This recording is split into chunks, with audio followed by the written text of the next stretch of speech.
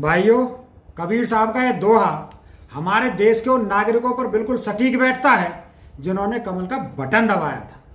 दोहा है, करता था सो क्यों किया, अब कर क्यों पछताए, बोया पेड़ बबूल का फिर आम कहां से खाए। हम जिम्मेदार हैं इस माहौल के जिसमें एक महिला सिर्फ भाजपा का कमल लगाए घूम रही है और सरकारी अधिकारियों को जूते चप्पल मार रही है। हम देख रहे हैं कि एक अदनी सी महिला भाजपा की सरकार में इतना बड़ा अपराध कर रही है जो किसी जिले का कलेक्टर भी नहीं कर सकता, ना वहां का सांसद कर सकता है, ना कोई मुख्यमंत्री कर सकता है, ना कोई प्रधानमंत्री कर सकता है। हालांकि ये वहां नहीं हो सकता जहां प्रजातंत्र हो, लेकिन जहां भाजपा है वहां कुछ भी हो सकता है। वहां किसी की कोई इज्जत नहीं है क्योंकि ये पार्टी बेइज्जती की रोटी खा रही है। आए दिन विपक्ष की बेइज्जती करती है और यही इनका धंधा है। यही अपमान और नफरत की राजनीति से सरकार बनाई गई तो सरकार चलाने के लिए भी यही काम करेंगे।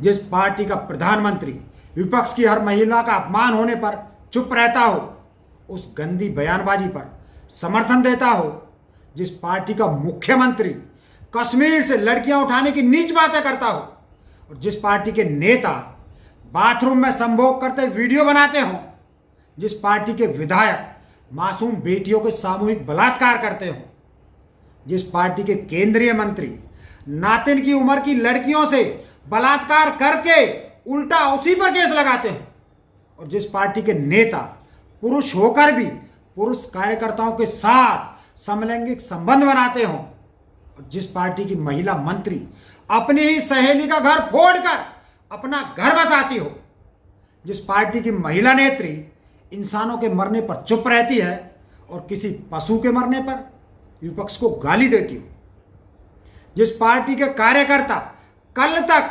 विरोधी रहे दलबदलू नेताओं के सुबह शाम पैर दबाने जाते हों और दूसरे तो दूर अपनी ही पार्टी के विधायक और सांसद प्रशासन के सामने बैठकर एक दूसरे पर जूते चप्पल चलाते हों, उस पार्टी को बहुमत देकर देश की बागडोर सौंपने वाले लोग कौन हैं? ये वही लोग हैं जो अब अपनी गलती पर पछता रहे होंगे। वो देख रहे हैं कि कैसे अपमान और गुंडागर्दी धीरे धीरे आपके घर तक पहुंच गई है। ये वो आग है जो हिंदू मुस्लिम के नाम पर देश में लगाई गई और अब वही आग बढ़ते बढ़ते हम सबके दरवाजे पर आ गई है। एक उम्मीद थी कि रक्षा करने के लिए पुलिस है, लेकिन अब तो दिल्ली पुलिस की तरह ही हरियाणा पुलिस भी भाजपा सरकार के रंग महल की तवायफ बन गई है, जिसके सामने प्रमोशन और नए नोट फेंके जाते हों और उसे इशारों पर नया नचाया जाता है। उसी तरह छोटे दलों के नेताओं को, विधायकों और सांसदों को पान तमाकू की तरह चबाया जाता है और उनके वोटर पर कब्जा करके थूक दिया जाता है। जैसे अभी जजपा के नेता दुष्यंत चौटाला ने हरियाणा की जनता का भरोसा तोड़कर विरोधी भाजपा से हाथ मिलाया, अपने बाप को जेल से छुड़ाया। अब इनके वोटर भी इनके नहीं रहेंगे। ये वो च्युइंगम है जिसे 5 साल चबाया जाएगा और अगले चुनाव आने के पहले ही जी थूक दिया जाएगा। इसी तरह आज जो भाजपा के नेता और महिला नेत्री जूते चप्पल मारकर खुद को बड़ी तोप समझ रही हैं, जिस दिन भाजपा का मतलब पूरा हुआ इन्हें भी दूध की मक्खी की तरह फेंक दिया जाएगा। जैसे आडवाणी और मुरली मनोहर जोशी के साथ हुआ, जब अपने बापों को नहीं छोड़ा इन कलयुगी औलादों ने, तो तुम तो कीड़े मकोड़े हो, किस दिन टिकट कट जाएगा पता भी नहीं चलेगा। विश्वास नहीं हो ना तो फरीदाबाद के पूर्व मंत्री विपुल गोयल जी से पूछ लेना। और यही हाल दिल्ली और हरियाणा पुलिस के बड़े अधिकारियों का होगा। जब तक तुम उनके तलवे चाटोगे, साफ कपड़ों के साथ घर वापस जाओगे। जिस दिन ईमानदारी दिखाई उस दिन ऐसे ही जूते चप्पल खाते फिरोगे। इसलिए कहता हूं समझ जाओ, वरना औलाद को मुंह दिखाने के लायक नहीं रहोगे। भाइयों, हरियाणा में अब हर तरफ जंगल राज है, गुंडागर्दी है और गरीब की हालत खराब है।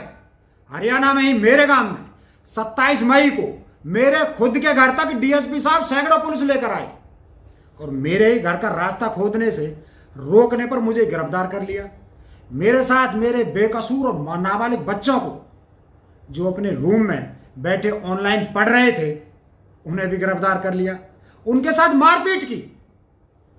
साथियों, जो वीडियो सामने आया है उसमें इस टिकटॉक वाली महिला को, क्या नाम है इसका, खैर छोड़ो, मुंह धोना पड़ेगा। वो जो भी हो, उसने एक नहीं कई कानून तोड़े। अब देखना यह है कि ये खट्टर साहब को दिखते भी हैं या नहीं दिखते। इस महिला के किए अपराधों की लिस्ट यह है: किसी सरकारी अधिकारी को उसकी ड्यूटी के समय मारपीट करके उसकी ड्यूटी में व्यवधान डाला गया, बिना किसी अधिकार के, बिना किसी शासकीय प्रशासनिक पद के शासकीय कार्यालय में गुंडागर्दी करते हुए किसी अन्य अधिकारी से उसके कार्य का लेखा जोखा मांगा गया, प्रशासनिक अधिकारी के कार्यालय में अनाधिकारिक रूप से भीड़ जुटाई गई और कार्यालय में अधिकारियों के साथ हिंसा की गई। पुलिस की उपस्थिति में भी महिला ने एक प्रशासनिक अधिकारी से मारपीट की। यहां पुलिस की सहमति से हुई हिंसा का केस पुलिस पर भी बनता है। पुलिस अधिकारी ने प्रशासनिक अधिकारी पर हो रहे हमले को रोकने का प्रयास न करते हुए हमलावरों को साथ दिया।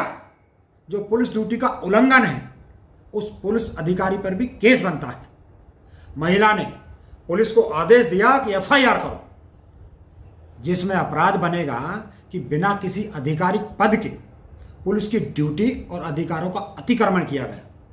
पुलिस को मजबूर करने का अपराध बनता है। महिला ने कोरोना महामारी के संदर्भ में जारी किए गए नियमों का उल्लंघन किया है। महिला ने कोई मास्क नहीं पहना था, ना ही वहां के लोगों के बीच सोशल डिस्टेंसिंग का पालन किया। महिला के साथ आए लोगों ने पुलिस के सामने भीड़ जमा की थी। उन लोगों पर भी जारी गाइडलाइन तोड़ने का अपराध बनता है। भाइयों, इतने अपराधों के बदले उस टिकटॉक वाली महिला को क्या पुरस्कार मिलता है, ये देखिएगा। और जिस अधिकारी के साथ मारपीट की गई उसको क्या न्याय मिलता है, ये देखिएगा। 2-4 दिन इंतजार कीजिए, तब तक नया कोई मुद्दा उछाला जाएगा और आप सबको नया झुंझुना पकड़ा दिया जाएगा। फिर सारे पाप धुल जाएंगे। लेकिन मैं फिर से भाजपा को चेतावनी देता हूं, तुम लाख पुलिस भेजो मेरे घर पर, मेरी जमीन हथियाने की कोशिश करवाओ, मेरे बच्चों को पुलिस की लाठियां मरवाओ, लेकिन मैं चुप नहीं रहूंगा। तुम्हारा एक एक पाप जोर से, बहुत जोर जोर से सुनाया जाएगा। सब कुछ याद रखा जाएगा, सब याद रखा जाएगा।